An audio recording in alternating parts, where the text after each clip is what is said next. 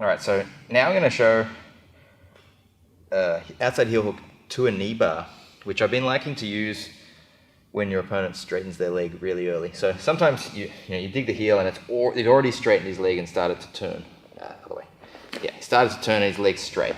And honestly, just here, if he's pulling away and I try to roll, the chances of finishing, I think, is pretty low if he knows what he's doing. Okay.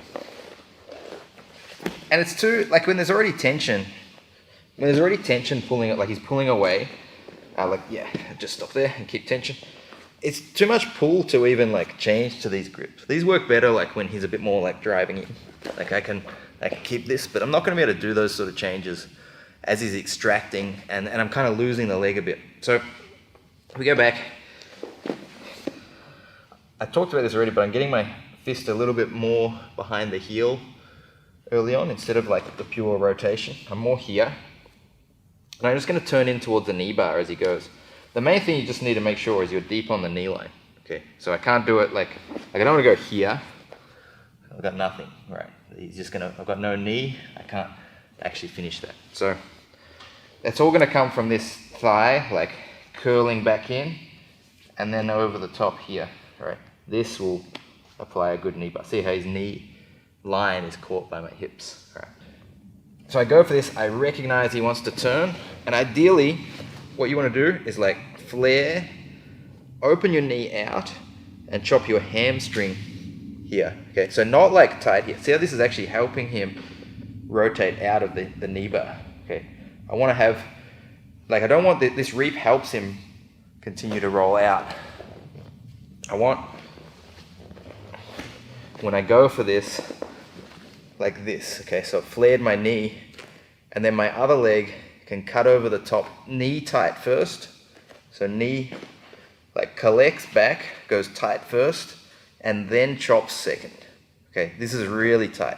Okay, with this grip, I can finish, and even here, I have found you can change into these grips, and you can put like that kind of rotational pressure on the knee bar, on the ankle. I don't know, where do you feel that? Ankle or knee? Knee. Knee? Okay, sure. But this is like, I'm not actually extending his knee, I'm now just rotating. Okay, but it's fully straightened, and I'm putting some rotational pressure. And of course, we're gonna add the bridge here too. So if I just gripped it like this, for example, bridged, I've got a good knee bar as well. Right, but the order is really important. So don't go, as he turns, don't go like, if I go ankle first, it's hard to like be tight.